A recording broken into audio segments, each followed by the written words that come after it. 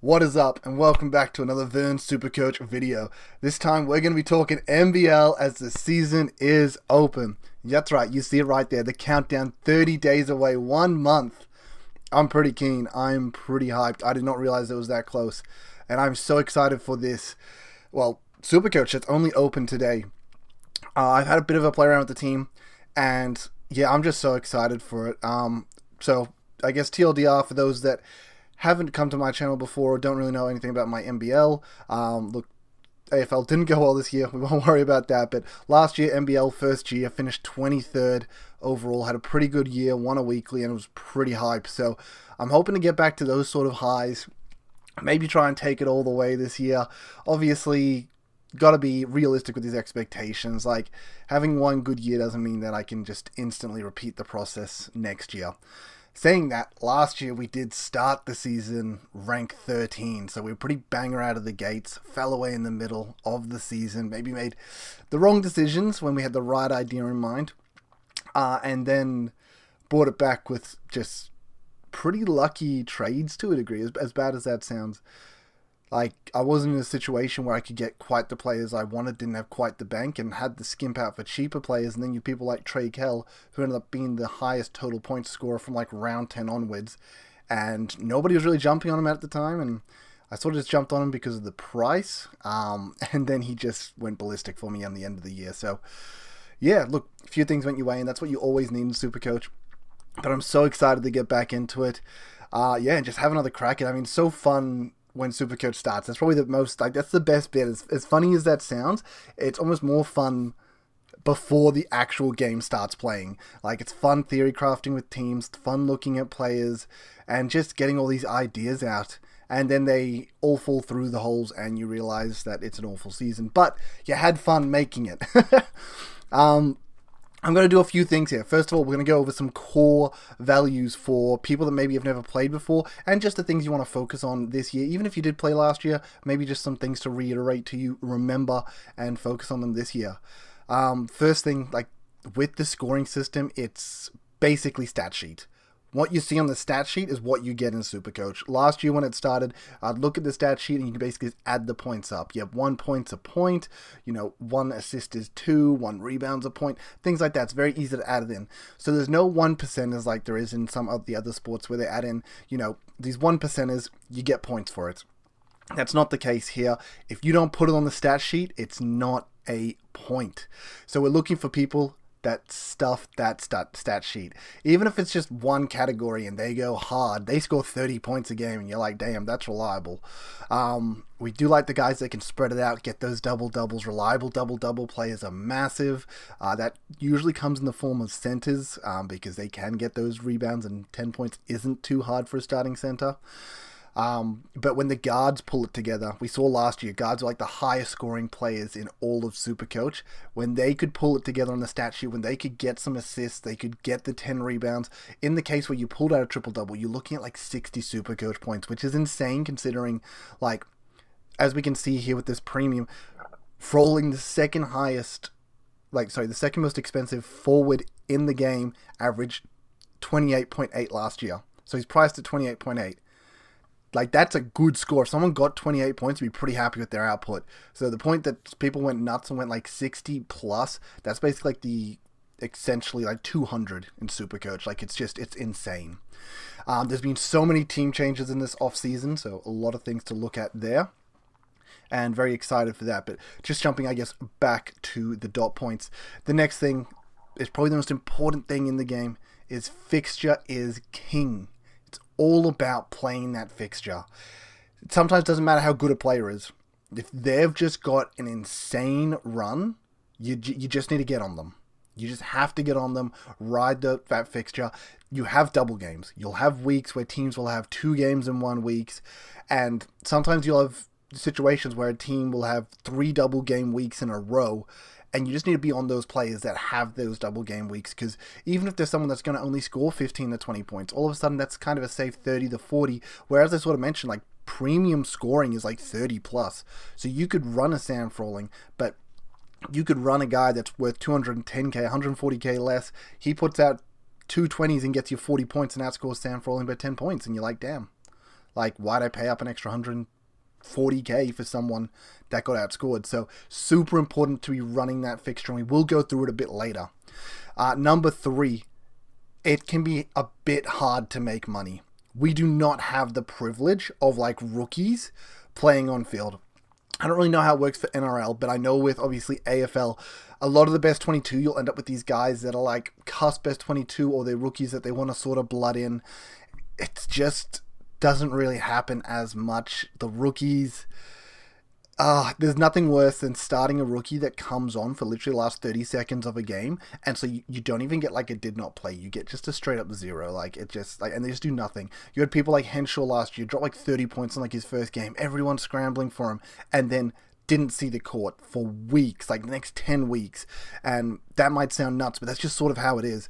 Like, rookies are premium, and we need to get on them earlier. I think that's one of my focuses this year. It's not about sidewitzing these premiums for the good runs. It's about getting on those rookies for the good runs, so you can run the hot hand, make some money on those rookies, and really try and build your bank early, because you're not going to get a second chance to build that bank. You need to get the right players at the right times early on. So with that, I think last year, if you did play, we got pretty gifted in the sense that we had Josh Bannon, and we had, I just blanked on his name, Taron Armstrong. Those were 2 actual god tier rookies. They were amazing for Supercoach. 69K to start. They both ended up, I'm pretty sure Taron Armstrong ended up pretty close to 200K. Bannon was like 250K. Like, that's insane value. You're just not getting that. It's unlikely to ever get that. That was like probably the one-off situation that we're probably getting rookies that are going to do that sort of output. It was insane. On top of that, what made them insane is we got them halfway through the year. Taron Armstrong was injured early and didn't join until like round 5. And when he's joined, his team had a hot run where they had like 7 double weeks in a row. So you got on him, you enjoyed the double run, he easily made money, and it just made sense. So even if you had a rookie that you started and that only made like 30, 40K, you just downgraded them to Taron Armstrong, you could put that money on a premium, and it was awesome. Josh Bannon, same thing. Because he was injured early, he didn't come in until I think maybe week 6, so a little bit after Armstrong, I think, from memory. And it was the same thing. He ended up being a 69K rookie, ended up 250K, so you basically hold him forever. But if you were downgrading like someone that was around that 100K mark, you put a little bit of money in your pocket, and you were able to run with a lot of money made off Bannon. I think that was like, as much as this was my first season last year doing it, I just think that doesn't happen. Like, I'm looking at the names, I'm looking at the players, I'm looking at the teams now, and I don't see what we saw last year with those rookies. Obviously, I could be wrong. We still have the blitz to happen. I guess that's my next dot point. It's just opened. A lot of players have come into this league. A lot of imports, a lot of team swaps. There's a lot of factors that we can't really tell right now. We're going to have the blitz, which is awesome. It's 3 games, basically. Starts 2 weeks before the season and ends a week before the season starts. So we get 3 games of teams right there. It's so good. Great practice games, and you get a great scope on the teams, how the foreign players, I forgot the name, how the imports are gelling with the team, if they're gelling with the team, who's the standout, who are these rookies that are maybe playing above their pay grade, and that's where we get a good idea of the team. So yeah, what I'm picking now, it's going to be a lot from last year, and I'll give you a hint, I'm not going to pick any imports, because I just don't know enough about these imports. That's just straight facts. I don't know too much about the foreign competitions. Supercoach Pleb, someone I definitely recommend. If you're on Twitter, jump on Twitter, follow him. He is great at dropping stats from when all these players come into the NBL. He finds who they are, he looks them up, he drops the stats as to what they've been doing in the G League, in Europe, in, whatever they've been doing around the world before they came here, college basketball, etc. So he's really good there. I definitely recommend jumping on and following our boy Jai. Once again, that's at the Supercoach Pleb. I said the Supercoach, it's at Supercoach Pleb, sorry. On Twitter, he is insane. So I look really forward to actually talking to him, because I want to hear his inside thoughts on some of these players. But at the same time, last year went really well playing off my eye test. I watched the blitz, I watched what players I liked, and we started off with a bang. And I didn't know anything about a lot of these imports. All I saw was what they did in the blitz.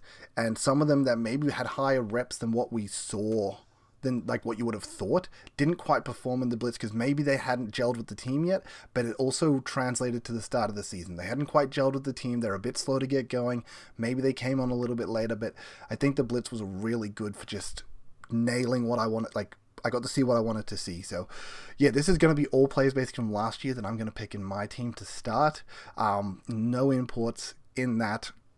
And it will definitely change when the blitz hits. When the blitz hits and I get to look at these players, maybe I will get some background information. As I said, I don't want to go too hard into it, but at the same time, if, say, players don't play in the blitz for some reason, then you do need to do that little bit of extra work. At the same time, if they're not playing in the blitz, what does it say to their synergy with the team? It could be a factor. Yeah, I've gone over, let's see, so we went over, final thing, captains do not exist in this game. Like, technically, you have a C and a VC, sorry, captain loops do not exist in this game. We have a C and a VC, there should be almost no VC. As you can see right there on the screen, the 50% scoring on your bench. Your bench players have to be playing. They have to be scoring. You can't put non-playing players on your bench. It's a huge detriment. You just can't do it. So because you can't use non-playing players, you don't need the VC loop. Like, it just doesn't happen. Unless there's literally like a laid out at the last second. That's the only time the VC becomes relevant. But I don't think that happened like once last year. We usually know in advance. Teams are usually pretty good at that. So yeah, I just don't think that's a factor. Yeah, I think those were the main things. So obviously...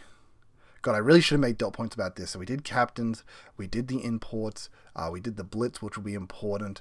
We did the money making. I guess the other thing with the money making is you do have to pay attention to who's falling in the season. Something that's super important is seeing players that maybe have dropped because of a role situation. Maybe they've dropped in price. Maybe you just try and figure out why they've dropped in price. Last year, Doolittle injured himself in like the first 2 minutes of a game, got a 0, dropped a bit in price, and was really cheap for a period of time. Could have been great to get on him. Other players had injuries happen. Somebody gets injured in the team, all of a sudden they get the starting minutes for the next 5 games, and boom, they start exploding. Harris is a great example of that. Bain was out suspended. Harrison came in and stomped the competition as the number 1 center, to the point that when Bain came back, he ended up having to play off the bench because Harrison was just so good. Someone that really took advantage of someone missing out. So we really need to pay attention to what happens in the season, where these injuries occur or something like that. Maybe a coach comes in like they did for Adelaide. Coach switch happened. He started playing his imports and his starting 5 a lot more and didn't really rotate the other guys as much. Were way better, and those starting players, they were insane on the scoring front because they just had like 30 minutes a game.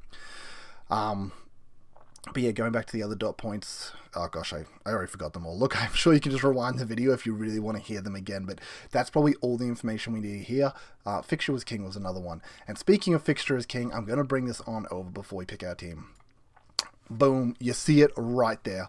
This is the first 10 rounds. Honestly, we don't really need beyond 10 rounds. Even 10 rounds could be considered a little bit too much for what we see here.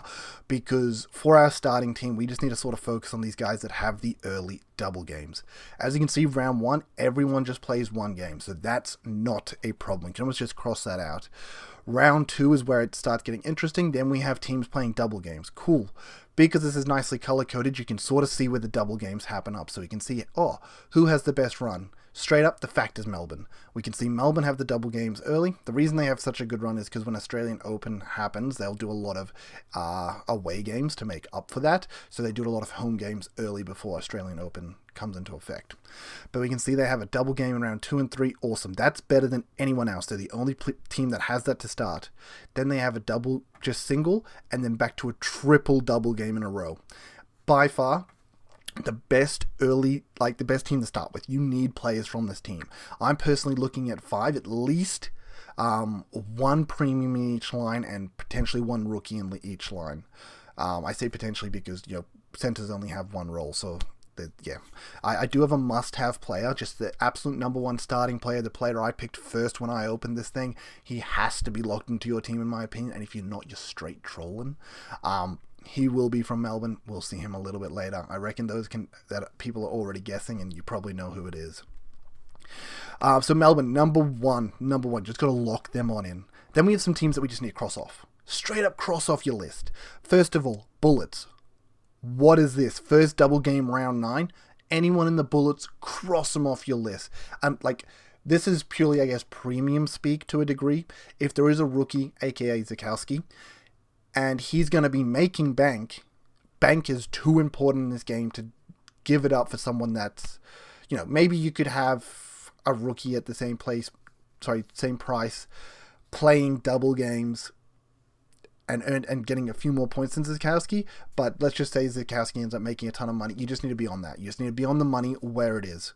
So basically cross bullets off the list. The only one I would potentially look at is Zukowski, especially with Baines out of the team. Zukowski will be the backup center for Harrison, so he's probably going to have more minutes than he had last year.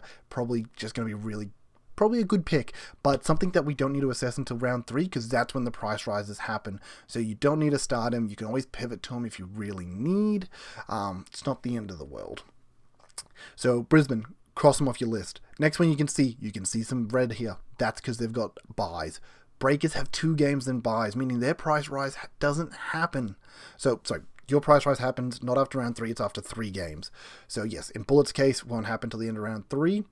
And in Breakers' case, won't happen until the end of round 5. They'll have a change here. So you have until the end of round 4 to bring in Breakers players at their base price. You just can't start them. You can't start them. You have to, basically, once you get to round 3, you're going to have to trade them out. There's no point in starting them. So Breakers, cross them off your list. That's 2 teams out of this already that we are not going to start. The next one we can sort of cross off the list.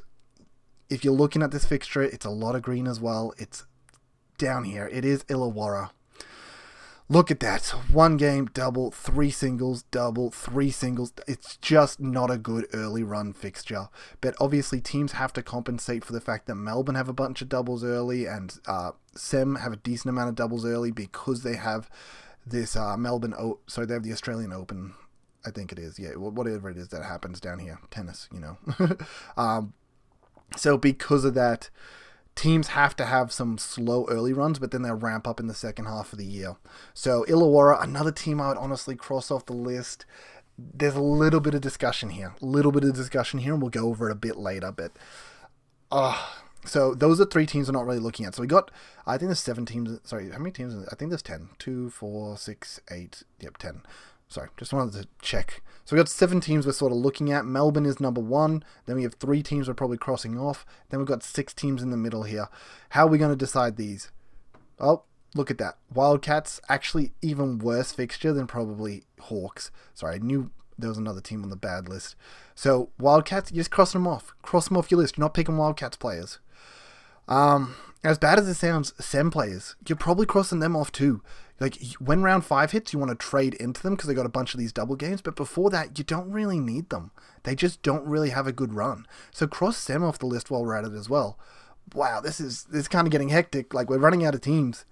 We've got Melbourne, Jack Jumpers left, Taipans, Sydney, and Sixers. So we got those 5 teams left. Melbourne obviously being number 1 priority.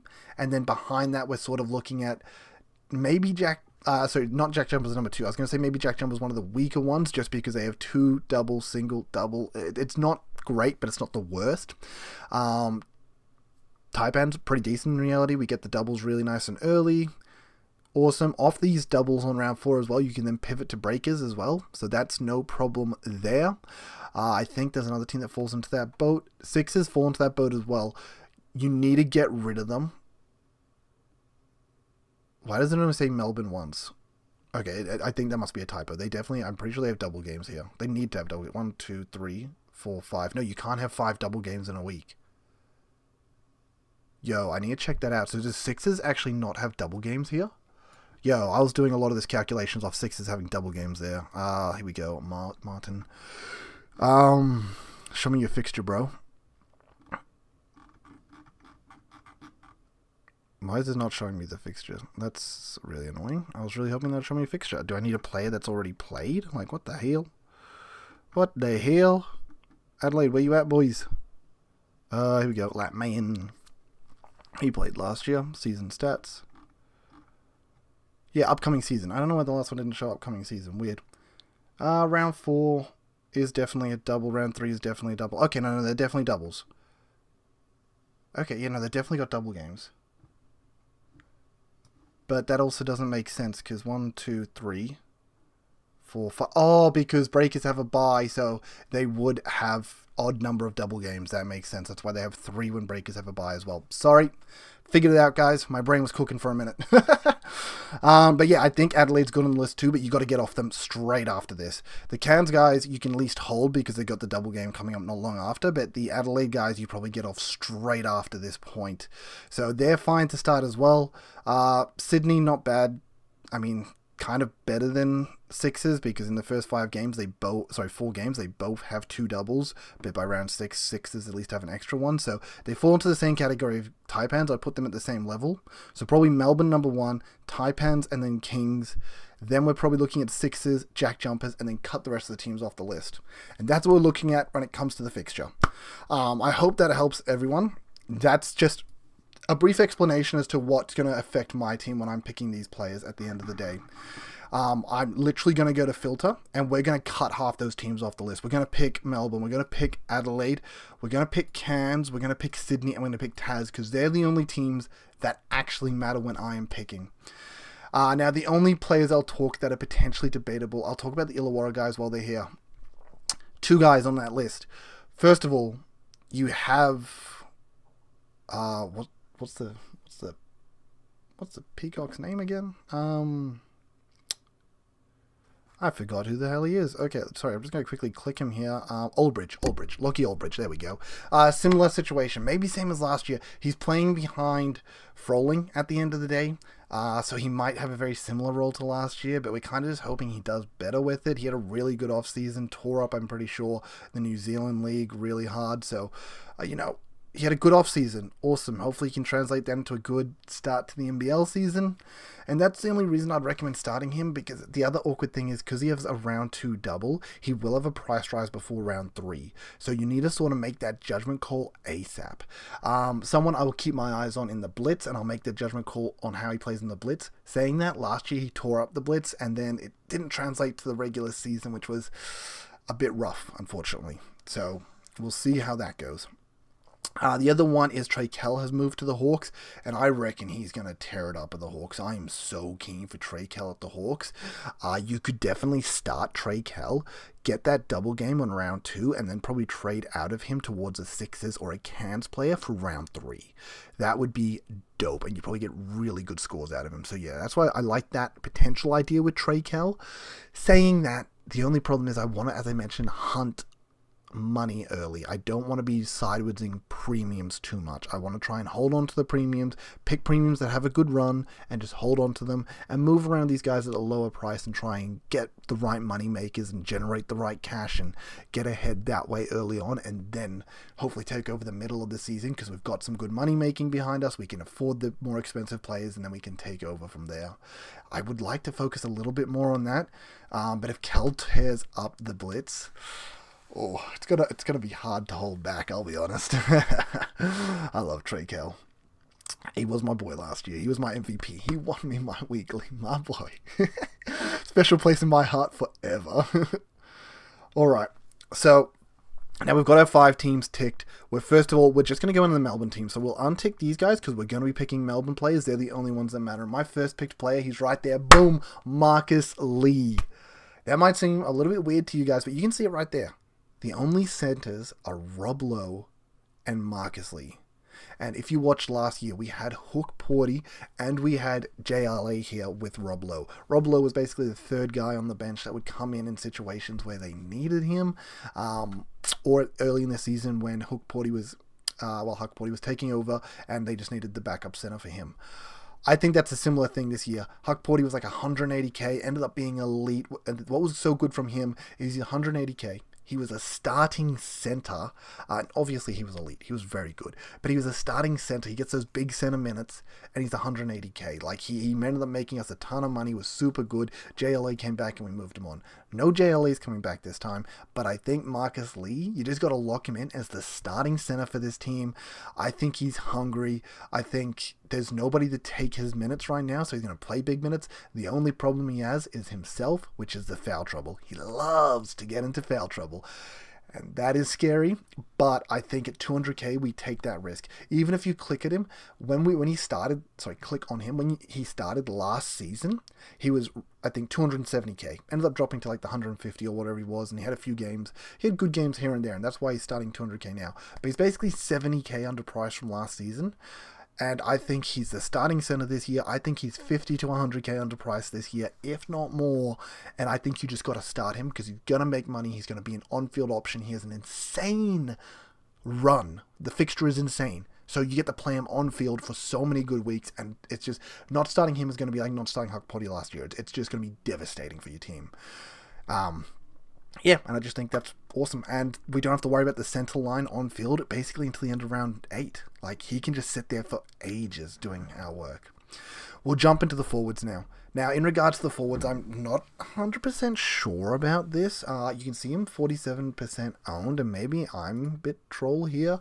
I'm pretty sure I saw some good stats on him from our boy Pleb, but for what I saw here, White was a decent player in the NBL. I'm pretty sure he went over to the NBA, and then was on the NBA for a while, and has come back, unfortunately. Like, not playing in the NBA, he's like in their summer league and whatnot, and probably their G League and stuff, but look, he's probably got some good experience. I reckon coming back, he's nice and cheap, and who else is taking this position from him again? Goulden. Like, we're looking at this team. Marcus Lee's locking down the 5. Who's locking down the 4 out of these next players? Lowe is going to be playing backup center, in my opinion. The only other one that's even threatening White's 4 spot is Bowman. And I think Bowman's quite good, so Bowman's going to be my other guy that I put on the bench for Melbourne. I think he's quite good. I think he's young. I think he's valued. I think he just... he was, as I mentioned, we had JLA, we had Huck Porty, we had Travers last year. We just had a team where Bowman didn't really get to do as much as he could, I think, but I think he's quite good, and I think he's valued in that team, and I think he's at a good price, so I'm happy to start him. I think White will probably play the main 4, and Bowman will come in as the backup 4. Obviously, we'll watch on the blitz and see how that goes. I think Goulding plays as the 3, usually. That's how that will go. So, yeah, I'm not too sure 100% about Bowman, but I think Jack White's the starting 4, so I think getting a starting forward at this price is probably underpriced. I don't know too much about his stats and whatnot, but it just seems like he could be underpriced for what I looked at. And then, yeah, as I mentioned, Bowman last year was good. But Goulding, yeah, I think he plays as a 3. We're going to quickly jump down to guards to fill out these Melbourne slots, and then we can see the guards here. Now, I think Daly's the obvious starting point guard. Goulding was the 3, and Illy is the... Delhi could be 2/1. Illy's kind of 2/1. They kind of run intermittence to each other. And then Ian Clark probably coming off the bench again as 6th man of the year. Flynn Cameron, probably the backup point guard here. So when Shea and Delhi come off, Goulding basically played... we know Goulding played basically like 40 minutes a game to a degree last year. But I don't know if he's going to have the same season he had. He's what is he, like 36 now or something? Like, he is older. He had an unbelievable breakout year where he was just fan-goddamn-tastic. And look at that. He's still an average 22. So one of his probably best years on record, and he only scored 22 average Supercoach points a game. It's just his game style isn't for Supercoach. So that's why we just got to cross out Goulding, in my opinion. Flynn Cameron is probably the rookie I'm picking here from United. I do think he's good. I think he had a few good games last year. But yeah, Illy and Delhi, they're going to be 1 and 2. They're going to come off for Clark, and I think Cameron runs the point at that point. I mean, that sounds a bit weird. Runs the point at that point. Krebs is also quite good, though, and he did definitely start in games when they needed him. I think when Illy was injured, Delhi ran as 1.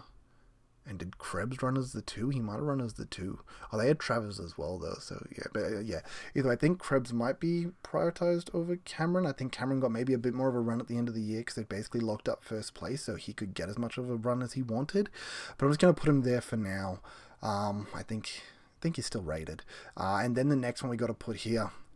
It is hard to sort of make this choice. I think if you're picking Delhi, he's probably going to lose money. Illy, he was basically this price last year. He doesn't really do much more than what we see here. I think I was putting Delhi there just because of the good run. So this is basically the core team that we're going to run into like round 8. We're not really going to be doing too much trading here because we can sort of lock these players in. I might not run Delhi. We'll watch the blitz and we'll figure this out. But I think running the 5 Melbourne players is like a good core. What it means is the 5 other players I run, I can rotate 2 of them around each sort of week and try and keep on top of the money game. Try and keep on top of those guys making money. Yeah, once again, we'll have the blitz to assess this, but this is what we've got so far from the Melbourne players. So now we'll quickly alter the filter again. We're going to take out the Melbourne players. We're going to look at Tas, Sydney, Cairns, and Adelaide. They're probably the 4 other teams we were interested in. And there's a lot of good guards here. As I mentioned, guards last year tore it up. They were so good, so expensive because they just put out massive numbers every week. It doesn't punish you for missing shots. It's all about stat padding. As long as you're putting the ball in the bucket, it doesn't matter. We see a lot of foreigners, a lot of imports for these guard slots, but I just don't know enough about them. I'm going to put, I think Armstrong, I'm going to lock in here. I'm not 100% sure if I will. No, I think I have to. I think Armstrong's a young talent. I don't know who these guys are that have come in. Obviously, Miller has left, and our boy last year, he was so good as well. I forgot his name, the guy with the dreads. Y'all know who I mean. I feel bad for getting him. Sorry, I feel bad for forgetting him, but he was a beast as well. So I've got 2 new import guards coming in. I don't know much about them. I don't know their role. I would have thought Armstrong was getting developed to be the number 1 starting point. Does that mean that we have a 2 and a 3 here? I'm not too sure. But I think we're going to throw Armstrong in there because I think at minimum he's getting big minutes. He's probably going to get like 20 plus minutes, another year to develop. You're just sort of hoping he's going to step it up, honestly. So that's what we're looking at Armstrong. And then we got to sort of lock in a premium, but I wasn't too sure what the premium was at this stage, so I'll just come back to that in a minute. We're going to jump into the centers, and centers were also very interesting for me here. There's a lot of movement. I don't know who Groves is, and it's always a bit weird with Cairns. They had that sort of center roulette that was happening last year. Humphrey was a beast, but I think, as I said, Lee's going to be the guy I lock in, so I can go cheaper here in the center line. Only problem here is I don't really know who I'm going. I don't see anyone that sort of stands out to me. I don't trust Gak, who could be behind these 2. I think Warningberg ends up as a center, as well as Groves is probably also a center. They don't seem to have a standalone center at Cairns, so they do these center forward sort of swings. Gak falls into that. Now, Gorjak is going to be behind Magne. Magne, someone that also gets into foul trouble. Don't know if I want to be on that. And then we get quite expensive from here. So that's kind of why I was looking at, I remember his name. His name's Pidgeotto. That's what we call Olbridge. Shout out to the Supercoach metrics that obviously came up with that. For those that don't know, but Pidgeotto is Lockie Olbridge. And I think we're just going to lock him in for now. Just because I don't really like these other options at the prices. They're not screaming to me. And I think Lee has to be there. So I'm happy to go a bit cheaper here to make room for other players.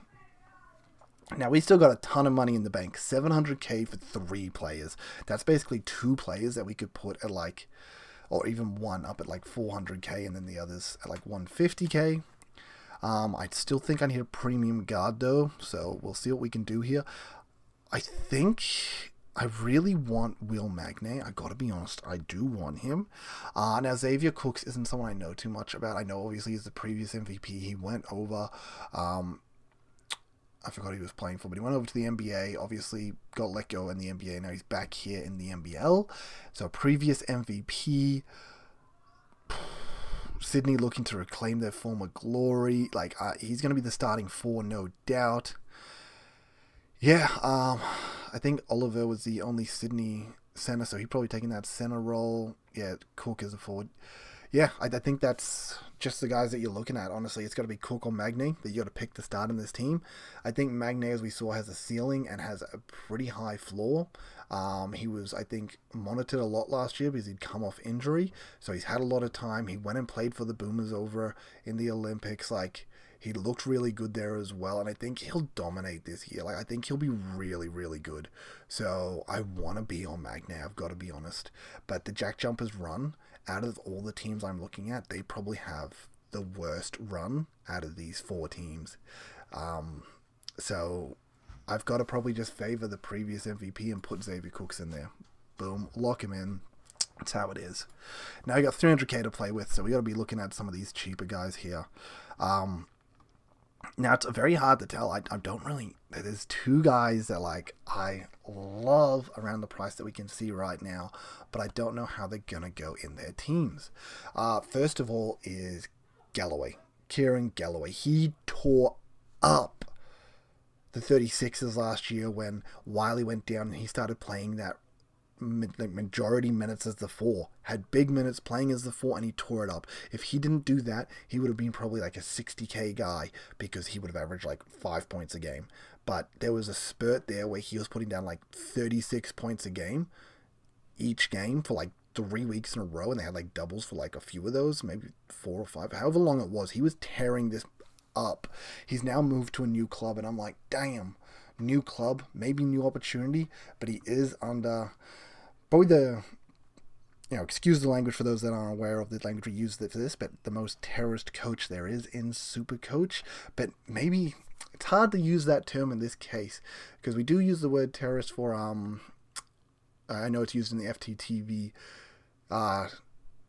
chat and from the fellas there, in the sense that basically a coach that they know what Supercoach is and they're out to get us. No, they're definitely not. They're just so random, sporadic. They do crazy things. They all of a sudden they'll just like bench one of their players. Like they'll give the sub vest to like Errol Goulden or something at like 3/4 time because their team's up by 50, and you'd be like, horse mate, pull your finger out, come on. Things like that, where it's just things that really hurt us super coaches, and obviously it's not what their intent is.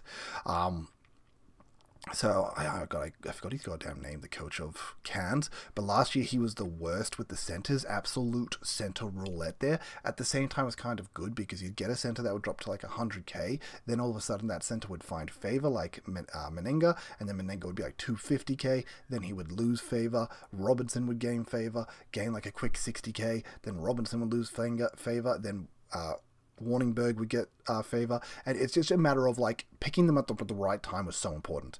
Like, because if you got it at them at the wrong time, they would drop like a 4 or something, you'd get a bad score and they'd lose money. Got on them at the right time, they'd make massive banks over like 2-3 weeks, and then they'd just fall out of favor. So it was a bit 50-50 there, where sometimes in the right situation he was punishing, in the wrong situation he was punishing, in the right situation he was a ticket. And I think that's what really grew me last year, holding Meninga for the right period of time, when he got hot under his run. And that's what I'm scared of with Galloway, that he falls into that category where he could end up in a bit of a roulette situation. Also, if we're looking up at the rest of these Cairns players, there's already so many guys that fall into this forward center, forward capability. So Gak's definitely a center at the end of the day. That's what he plays. Warningberg plays the 4/5. I don't know who Groves is, but clearly a 4/5 guy. And then we have this Stitt and this Brayshaw guy. So I'm assuming that this Bradshaw is a 2-3 guy. Galloway can be played at a 3-4, so he probably clashes with this Stith guy. Yeah, I don't know how the makeup of the team's going to be. I really want Galloway in my team. I really want him to get starting minutes. I want him in my team, but he's probably not going to get that, and it's going to be really sad. So that just sucks there. The next one is probably Lat Mayen, who played at Cairns last year. He's moved over to Adelaide, and the question is he going to get time in Adelaide? If we scroll up the rest of this Adelaide lineup, we have Humphreys, who's playing the 5. I don't know who Martin is, but obviously got drafted. Usually if you're drafting an input, they're a starter, so you're going to assume he's a starting 4, which then puts Lat Mayen in a bit of a weird situation where he's kind of a 3. He can play 3, but is he going to be a 3? I don't know. Or is he going to be a backup 4? I think he's more of a 3.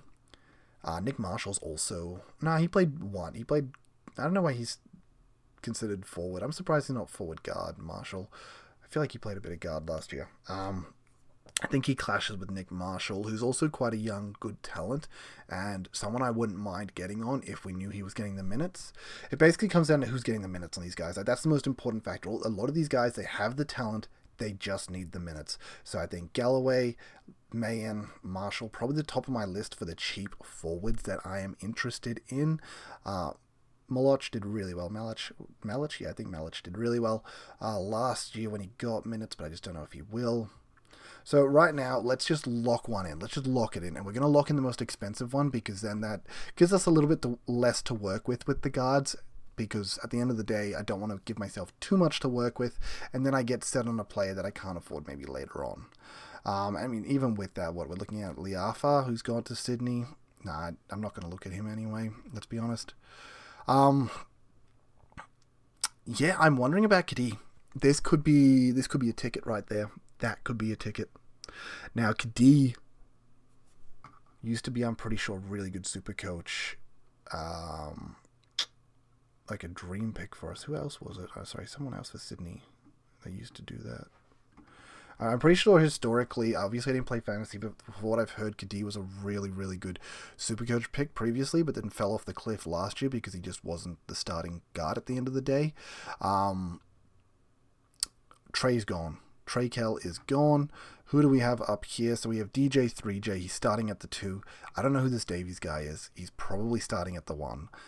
And then that, if that puts Kadee further down the down the rotation, then he's not really relevant.